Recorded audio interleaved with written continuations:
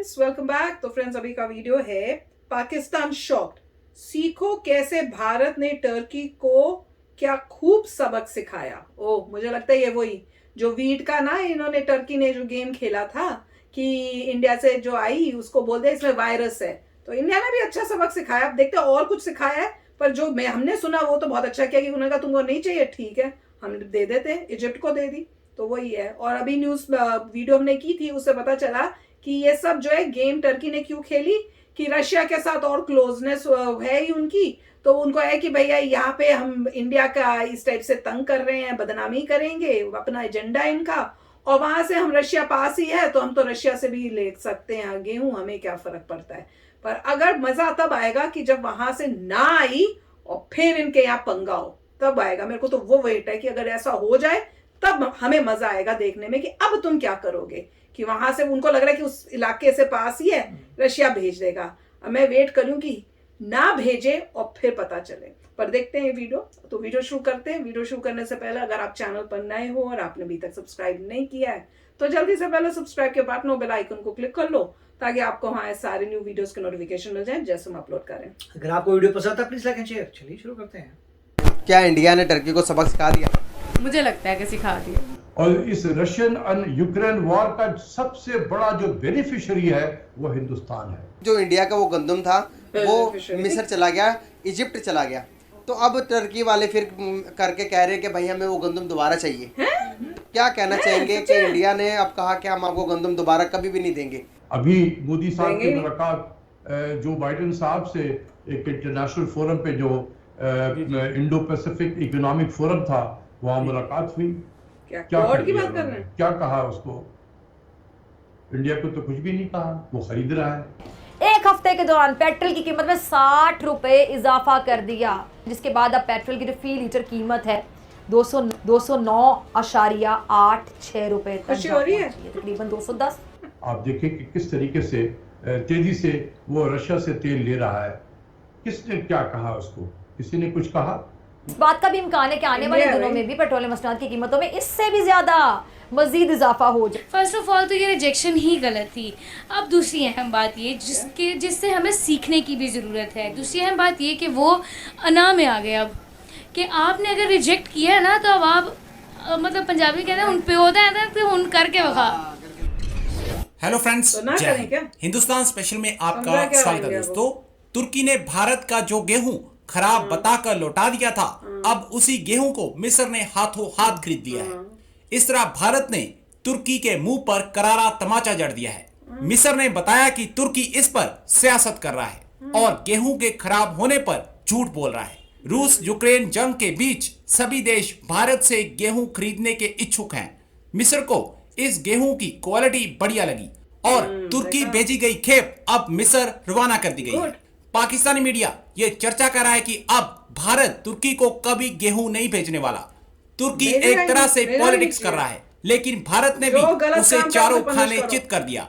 दूसरी तरफ पाकिस्तान में फिर से पेट्रोल की कीमतों में बढ़ोतरी हो गई है, आवाम सड़कों पर है। पाकिस्तानी मीडिया ये चर्चा कर रहा है कि भारत को रूस यूक्रेन जंग के दौरान बहुत बड़ा फायदा मिला है।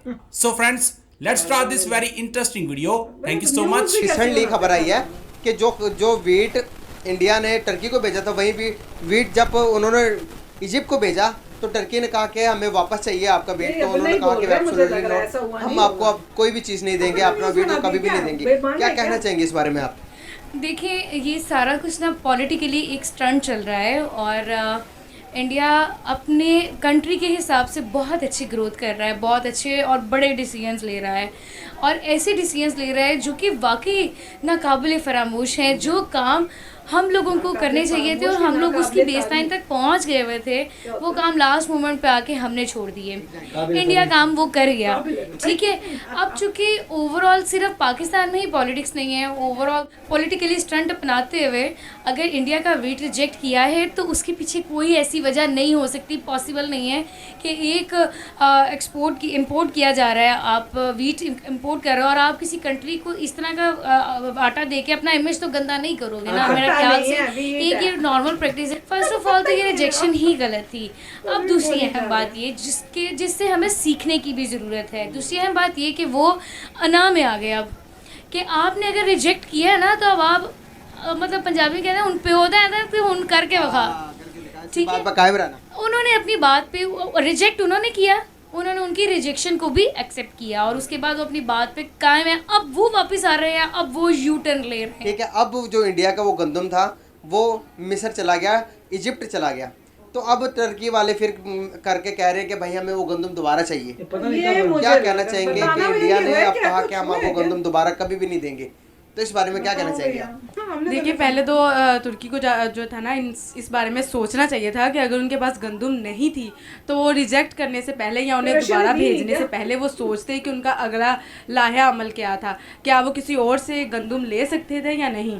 लेकिन अब ये भारत की तरफ, भारत का भी एक किस्म का कह सकते हैं कि रिजेक्टेड पॉइंट कोई भी बर्दाश्त नहीं करता, ठीक है। इग्नोर करना ही नहीं लोग बर्दाश्त करते, ये तो फिर उनकी गंदम के बारे में जो बीमारियाँ हैं ये है वो है, तो वो तो कभी भी बर्दाश्त नहीं करेंगे। ये मेरे ख्याल में ना उन्होंने बदला लिया है अपना कि अब वो गंदम नहीं देना चाहते। ये एक गुड आंसर भी है कि नहीं देना चाहते। ये कोई भी होता, आम रूटीन में कोई दफ़ा आपको इनकार कर दे तो आपका दिल करता दोबारा उस बंदे से बात करने को, तो ये तो फिर इतना मुल्क और रियासत का मामला है, तो फिर ये बात तो बनती है। टर्की ने क्या, इंडिया ने टर्की को सबक सिखा दिया? मुझे लगता है कि सिखा दिया। आप ऐसे नहीं करेगा ना? रूस से आयल लेने के हवाले से मुख्तलिफ खबरें गर्दिश करती हैं। PTI की हुकूमत कहती है, आज भी शाह महमूद कुरैशी साहब कह रहे थे रूस हमें सस्ता तेल देने को तैयार था, हम नहीं ले पा रहे। दूसरी तरफ ये कहा जाता है कि हमारी एक्सपोर्ट जो है वो यूरोपीय यूनियन अमेरिका के साथ जो है वो मुतासर हो सकती है अगर हम रूस से आयल लेते हैं। डॉक्टर साहब को ऐसा हम बैलेंस नहीं बना सकते लेते हैं, कि पैसे हम हैं एक्सपोर्ट तो भी लोगे ना, मुतासर ना हो, रूस पैसे से हैं, तेल भी ले लें। कोई दे ही नहीं रहा कि क्या मेरे ऐसा पास पैसे ही मुमकिन नहीं है, तो मैं तो लोन पे चाहिए। श्रीलंका ले रहा तो है, ये नहीं इनको समझ में आती। हिंदुस्तान ले रहा है। कोई प्लीज एक्सप्लेन हिंदुस्तान दैट। तो इतना ज्यादा ले रहा है कि आप तसव्वुर नहीं कर सकते।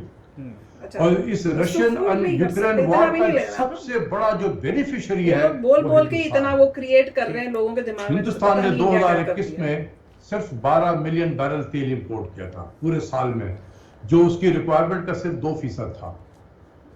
आज हिंदुस्तान जब से ये जंग शुरू हुई है जयशंकर जी की स्पीच सुनो, यूक्रेन और रशिया की, अब तक वो तकरीबन 34 मिलियन बैरल ऑयल खरीद चुका है। 34 मिलियन बैरल। ठीक।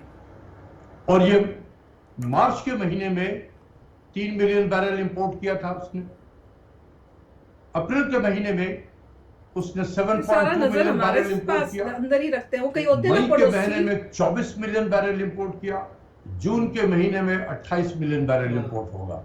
आप देखें कि किस तरीके से तेजी से वो रशिया से तेल ले रहा है। अगर नहीं लेंगे तो किसने इंडिया क्या के भी कहा? प्राइसेस हाई हो किसी ने जाएंगे। कुछ कहा? अपनी कंट्री का अभी क्या- मोदी वो साहब करना की है। मुलाकात जो बाइडेन साहब से एक इंटरनेशनल फोरम पे जो इंडो पैसिफिक इकोनॉमिक फोरम था, वहां मुलाकात हुई।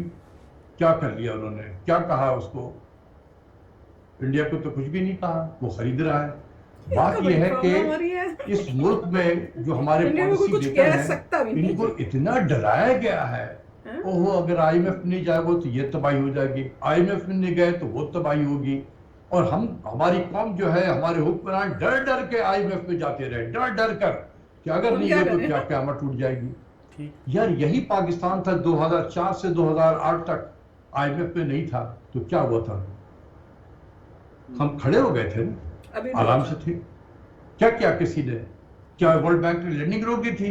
एशियन डेवलपमेंट बैंक ने लैंडिंग रोकी थी? किसी ने नहीं रोकी थी। लेकिन इतना डरा डरा कर, ओह अगर रशिया से लिया तो ये तबाही होगी, फला से लिया तो ये तबाही होगी, बाकी दुनिया ले रही है, उनकी क्यों नहीं तबाही हो रही? बिकॉज़ बाकी दुनिया अपने पैरों पे खड़ी है। इस सवाल का आपके जो पास ज्यादा पैसे जवाब नहीं है है। जो वजारत खारजा देंगे, मैं तो सिर्फ इकोनॉमिक्स का पोर्शन ही बता सकता हूँ। बाकी बेसिक इंटरनेशनल बात है। रिलेशंस का क्यों सवाल नहीं है, कर पा रहे? दफ्तर खारजा ही ज्यादा India strong मुनासिब है। इस पे जवाब दे सकेगा। लेकिन डॉक्टर साहब इस पे आप क्या कहेंगे कि मुस्लिम लीग नवाज के जिम्मेदारान कहते हैं, दावा करते हैं कि हम IMF को गुड बाय कह चुके थे, लेकिन दूसरी तरफ उनके मुखालफिन कहते हैं कि मईशत दबाव में थी, डॉलर को मसनूई तौर पर रोका गया, मईशत तबाह कर दी गई और हम मजबूरी में IMF के पास गए। तो फ्रेंड्स, कमाल की वीडियो की क्लिपिंग्स थी। ये सब पाकिस्तान के डिफरेंट जो भी चल रहा है। और इसमें सबसे पहले जो उन्होंने दिखाया इंटरव्यू जो कर रहे थे, ये जरा बताओ कि ये क्या वाकई न्यूज में है कि अब टर्की वापस कह रहा है कि हमें गेहूं दे दो? मुझे तो डाउट और ये भी मैंने अभी तक न्यूज़ पढ़ी नहीं है कि इजिप्ट ने मतलब कॉन्फर्मेशन भेजा है कि सब अच्छा है। अगर भेज दिया तो वो कमाल हो जाएगा, उससे क्योंकि कंफर्म हो जाएगा। हम लोग यही कह रहे थे कि पहले जब इजिप्ट में गया तो इजिप्ट को पहले वेरीफाई करके बोलना चाहिए कि सब कुछ अच्छा है, ऑन रिकॉर्ड अगर इजिप्ट बोलता है कि सब अच्छा है और ले लिया तब तो क्लियर हो जाता है कि टर्की ने बहुत बड़ी गलती कर दी। जानबूझ के कोई चाल उसके चल बाद रही। अगर टर्की कह रहा है कि हमें चाहिए और तब तो ऑब्वियस जरूर है देंगे। उनको, मुझे पता नहीं टर्की ने ऐसा कहा है कि नहीं किया, क्योंकि टर्की को पता है कि उसने अभी रिजेक्ट किया है तो अभी मांगेगा तो उसकी ईगो को प्रॉब्लम आती है। नहीं, मांग किस मुंह से सकता है, मुझे तो ये भी नहीं समझ तो मुझे नहीं लगता कि टर्की ने मांगा है ये दोबारा। मुझे पता करना है कि भैया और मुझे ये भी पता नहीं है कि इजिप्ट ने क्या स्टेटमेंट दे दिया ऑन रिकॉर्ड कि सब कुछ ठीक था। ये सब, ये 2 इम्पोर्टेंट ये। चीजें, ये आप कंफर्म करके करेक्ट। बताना। और दूसरा जो कह रहे हैं कि इंडिया जो है रशिया से ऑयल ले रहा है, वो मिस्टर जयशंकर ने क्लियर किया है कि हर कंट्री को अपनी नीड्स हैं, अपनी नीड्स के हिसाब से हम कर रहे हैं। हम जो है लोगों को बाहर भेजते हैं अपनी कंट्री से ऑयल खरीदने के लिए, ये बोलने के लिए नहीं कि रशिया का ऑयल लो या ये ऑयल लो वो ऑयल लो। उनका काम है ऑयल खरीदना, जो सस्ता देगा उससे ऑयल लेते हैं। बिल्कुल क्लियर किया कि हमारी रिक्वायरमेंट ऑयल की है। और साथ में आपने इतनी जगहों पे रिस्ट्रिक्शंस डाली हुई है Correct, जहां से हम आपने- ले भी नहीं सकते, हम तो क्या पहले करें? ईरान से लेते थे, ईरान को रोक रखा है, वेनेजुएला भी है, तो ऐसे कई देश हैं जिनसे हम ले सकते थे मगर सबको रोक रखा है। तो क्या करें? तो अभी इंडिया को अपनी नीड्स पूरी करनी है, आप ऑयल खरीद रहे हैं, जहाँ सस्ता मिलता है वहां से ले रहे हैं। और ये सिर्फ वही नहीं है, यूरोपियन यूनियन भी ऐसा कर रहा है। और यूरोपियन यूनियन भी कह रहा है कि धीरे धीरे वो काटेंगे। उनको ज्यादा गैस की जरूरत पड़ती है, नेचुरल गैस, क्योंकि वहाँ पे ठंड बहुत होती है, तो उनको हीटिंग के लिए घर में नेचुरल गैस से उनके अप्लायंसेस चलते हैं जो हीट करते हैं घरों को। तो काफी अच्छा वीडियो था, अमेजिंग था। बातें इनकी सुनो, कमाल की हैं भैया, ना लॉजिक ना सिर पैर, बेतुकी बातें आदि ये होती हैं। जैसे वो बोल नहीं रहे थे कि भाई इंडिया तो अपना वो कर लेता है, सुनता नहीं है, हम क्यों नहीं ले लेते रशिया से। मैंने कहा पैसे ही नहीं होंगे, कोशिश की थी, गए इमरान खान इसीलिए गए होंगे कि भैया लोन पे हमें पेट्रोल भेज दो, और वहां से रशिया ने कहा भैया हम तो पैसों से ही देंगे, क्योंकि रशिया को तो पैसे चाहिए इस सिचुएशन में, खासकर वॉर की वजह से। तो उन्होंने कर दिया होगा मना कि तुम पैसे हैं, कैश दे सकते हो तो भैया ले लो, नहीं तो हम कोई लोन फोन पे नहीं देंगे। असली बात तो ये है, तो इनको नहीं पता, हम लोगों को पता है यहाँ बैठे हुए, तो इन्हें नहीं पता कि अपनी कंट्री में क्यों नहीं ले पा रहे, भैया पैसे ही नहीं है तो कौन देगा लोन पे। तो चलो फ्रेंड्स, चलते मिलेंगे नेक्स्ट वीडियो में बहुत ही जल्द। Till then take care and bye bye. तो अगर आप मेरे इस चैनल पे नए हो तो जल्दी से सब्सक्राइब के बटन को हिट करो और बेल आइकन को क्लिक करो, ताकि आपको मेरा जब नया वीडियो मैं लगाऊं आपको उसके बारे में जल्दी से पता चल जाए।